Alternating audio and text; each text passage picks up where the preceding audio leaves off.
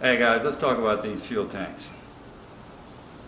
There's a lot of misconceptions about these fuel tanks, and I'm going to try to clear up some of these myths going on. You'll read things from various areas on the internet, forums and what have you, and a lot of it is just not accurate in my opinion. And one of the biggest misconceptions is the double check valve system. A lot of people think that between these two flappers is a tube that allows water. If water gets in here and you open the top flap, it allows water to go out and dump out underneath your truck on the ground. That's not true. There's nothing between those two flappers.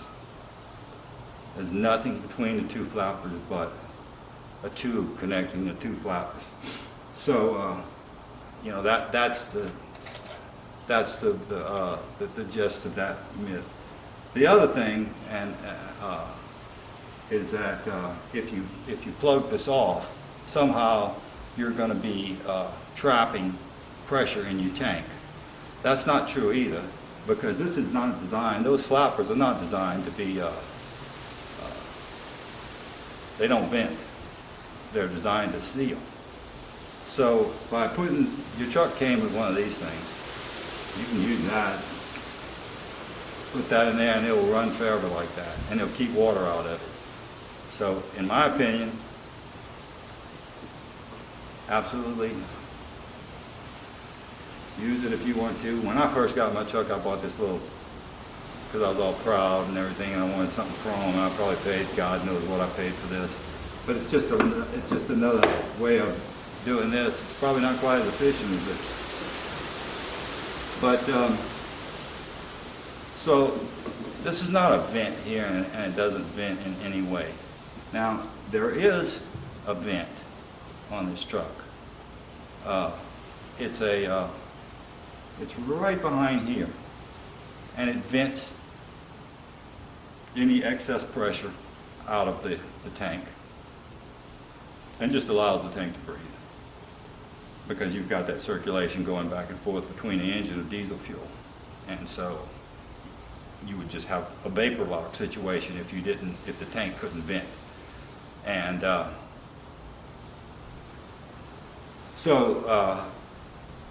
that's the main point, is that basically you've got three hoses. You've got the big hose, that's actually the filler hose.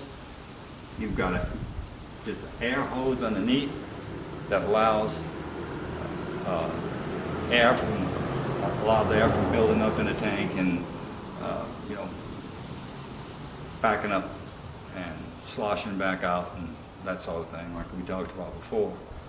And then you've got, coming off the tank itself, it's not on the filler tube, coming off the tank itself is that little vent that I was talking about that just allows the tank to maintain a atmospheric pressure.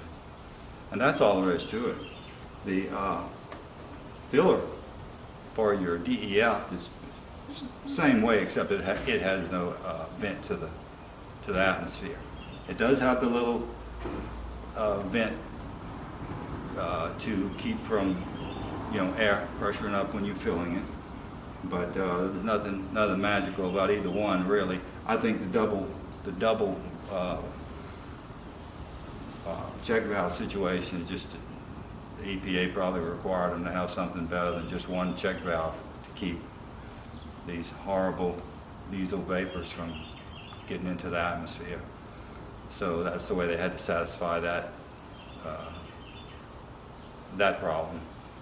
And I think Ram just told the engineers, figure out a way to get the DEF and the fuel filler in the same compartment, so that when the driver pulls up to a truck stop, he can take care of both without moving the truck, without opening up, like Chevy, at least the last Chevys I saw, they might have changed that, they probably have. But the last ones I looked at when I was looking at trucks, you had to open the hood up and you had to add DEF fluid from under the hood. And there was no gauge inside to tell you how much DEF you had. all it would do is at 1,000 miles it'd come on and tell you you've got 1,000 miles left. And so Ram's got a gauge. I like that a lot better because you know exactly how much you have. And you know, I think that's this rubber seal right here, you know, I wouldn't trust that any further than I can see it as far as keeping trash or water out. You go through a core wash, it hooks it, it pops it open, and then you're got water going into your inlet here.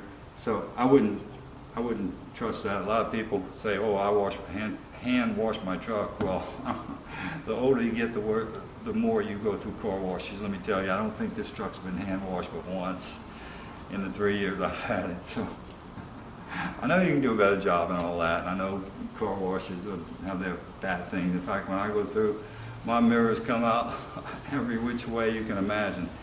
But I have seen car washes that brush hook this thing and pull this open. Now, it hasn't happened to me, but I have driven off and left this damn thing open because of my own stupidity. So, you know, you don't want to get caught in a downpour and have water getting into your fuel tank.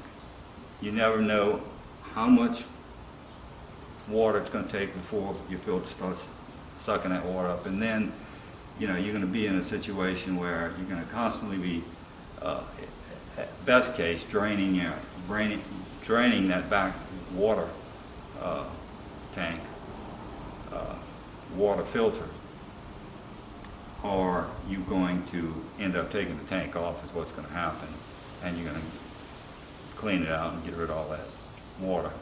So the cleaner you can keep it, the better off you are. There's nothing probably worse to a diesel than water in the fuel. And don't get your DEF mixed up with your fuel filler here. I actually heard of somebody doing that, and you know, I probably do it myself if I wasn't. Sometimes you're daydreaming, you're sitting there filling up. I haven't done it yet though, and I don't plan on doing it. But you know, you could get DEF in the fuel. I don't think you could get fuel in the DEF. It's such a small hole. But that's the worst case scenario, is getting DEF fluid into your fuel tank. If that ever happens, do not run the truck. Call a flatbed and haul it to the dealer and dump that tank right away. Don't even crank it. But anyway, that's my 2 cents. I think the reason Ram did this in the first place, it's a convenient feature, but I don't like the capless filter, as I said, the capless filler. I think they did it just because they didn't want to retool and make this hole bigger and get a legit screw-on cap like you would expect from an automaker, you know.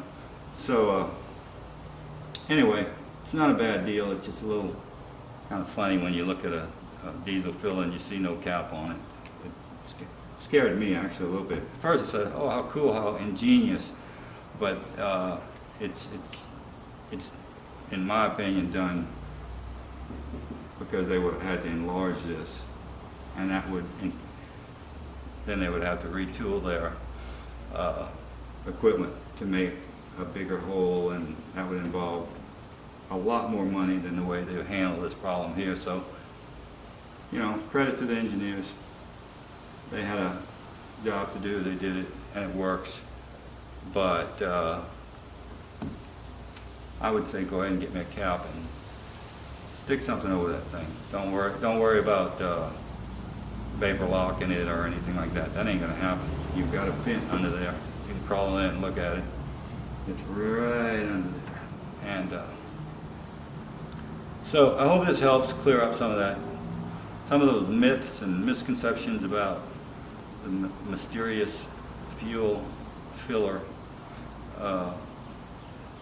situation on the Ram.